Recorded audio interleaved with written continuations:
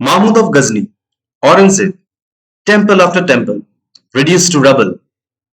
For centuries, this has been told as one simple story: invaders versus the faithful, religion versus religion. But here's the question almost nobody asks: why did some of India's richest temples survive completely untouched, while others, just a few hundred kilometers away, were destroyed? Why did the same Mughal emperor who tore down a temple in Mathura also hand out land grants to build new temples in Vrindavan? Stick around, guys, because by the end of this video, you are going to see medieval Indian history in a completely different light. This isn't about erasing what happened. Some of these events are undeniable, brutal facts.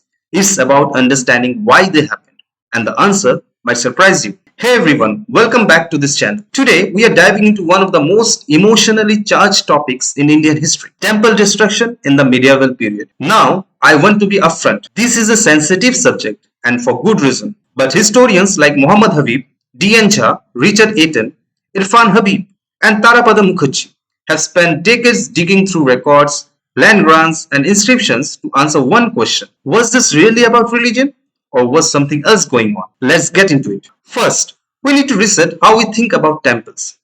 Today, when you walk into a temple, it's a place of prayer. Simple as that. But in medieval India, a major temple was basically a mini empire. It held enormous wealth: gold, jewels, donations accumulated over centuries.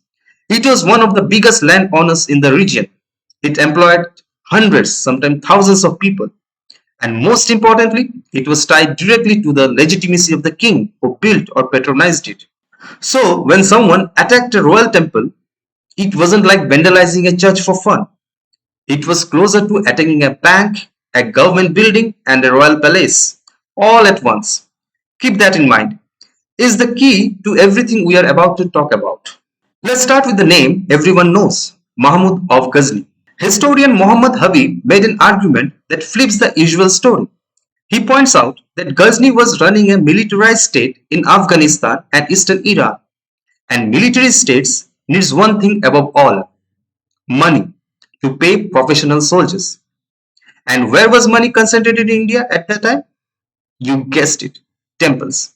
So, was it religious zeal, or was it a warlord going where the treasury was? Now, here's a twist historian D.N. Jha adds, and it's one people almost never talk about. These invasions did not succeed through military force alone. They needed local allies, rival chiefs, political informants, factions inside Indian society who had their own reasons to cooperate. This applies not just to Somnath, but even to the destruction of Buddhist centers like Nalanda, Vikramshila, and Udantapuri. This wasn't a simple story of outside versus passive victim. There was politics happening within Indian society too. Here is where it gets really interesting. Historian Richard Aiton has shown something that completely breaks the Muslim invader versus Hindu temple narrative. Temple destruction existed in India long before the Turks ever arrived. For example, the Pallavas carried off sacred images from the Chalukyas. The Rashtrakutas seized icons from kingdoms they conquered. The Cholas hauled statues from defeated rivals straight back to their own capital as trophies. Why? Because a temple wasn't just religious, it was a symbol of sovereignty. Taking or destroying a rival's temple was the medieval's equivalent of tearing down a flag and planting your own. So, to be clear, none of this justifies what happened, but it tells us the logic driving these acts was often political and not purely theological. Now let's first forward to the Delhi Sultanate. Was temple destruction happening everywhere, all the time? Actually, no. The evidence shows it was concentrated in a very specific place: military frontiers, where new territory was being conquered and old ruling dynasties were being pushed out. Temples tied to a defeated royal house were the ones at risk because they represented that dynasty's legitimacy. Temples with no political weight, they were left alone. And here's the part that really complicates the simple narrative. The same rulers destroying certain temples were at the very same time giving land and support to religious saints and institutions rooted deep in Indian tradition. This wasn't blind religious war, it was calculated politics. Let's talk Mughals, starting with Akbar, because his approach flips the script entirely. Documents from the Braj region, studied closely by Irfan Habib and Tarapada Mukherjee, shows something remarkable. Akbar granted lands to temples. He protected temple properties. He folded major temples into the imperial system. The famous temples of Vrindavan, they flourished under Mughal patronage. Now the question is, why would a Mughal emperor do that? Simple. It was smart politics. Temples held wealth, influence and social power. By supporting them, Akbar built stronger ties with Rajput kings, merchants and local elites. Jahangir and Shah Jahan mostly kept this approach going, with an important exception. They still cracked down on temples linked to political rebellion. And now, the big one, Aurangzeb. Let's not sugarcoat this. Some of the most infamous temple demolitions in Indian history happened under his rule.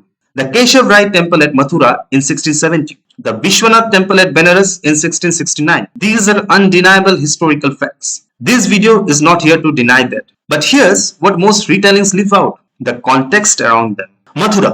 Right before the Keshav Rai temple was destroyed, the region had been rocked by major uprisings, the Jet rebellion and the Satnami rebellion.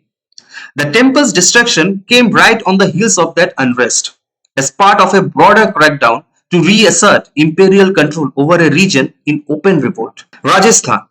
Temples connected to the Rathore kingdom of Marwar. They were left completely alone as long as the Rathores stayed loyal to the Mughal state. It was only after the rebellion following the death of Jaswant Singh that things turned violent.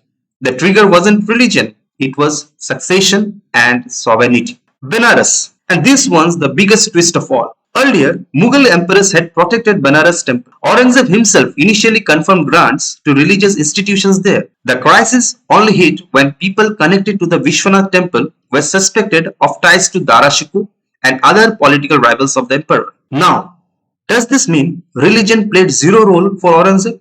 No. Unlike Akbar, he openly framed himself as a ruler bound by Islamic legal principles, and he used that language often. But the pattern is hard to ignore. Temples tied to rebellion, sedition or rival power centers were the ones in danger. Everyone else? Many continued receiving imperial protection and patronage. Now, does this mean religion played zero role for Aurangzeb? No.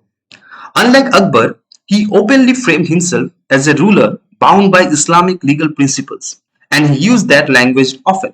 But the pattern is hard to ignore. Temples that were tied to rebellion, sedition or rival power centers were the ones in danger. Everyone else? Many continued receiving imperial protection and patronage. So here's the thread that ties the entire video together. Medieval Indian rulers, Hindu and Muslim alike, didn't see temples as just religious buildings. They saw them as institutions of power, wealth, land, loyalty, legitimacy.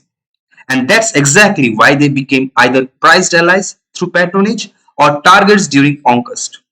Not because of blind faith, not because of blind hatred, because of politics, the same force that drives human conflict since the beginning of recorded history. History is rarely simple as good versus bad guys. The real story is almost always messier, more political, and honestly, more human.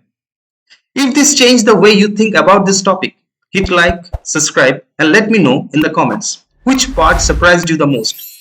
See you in the next video. Bye bye.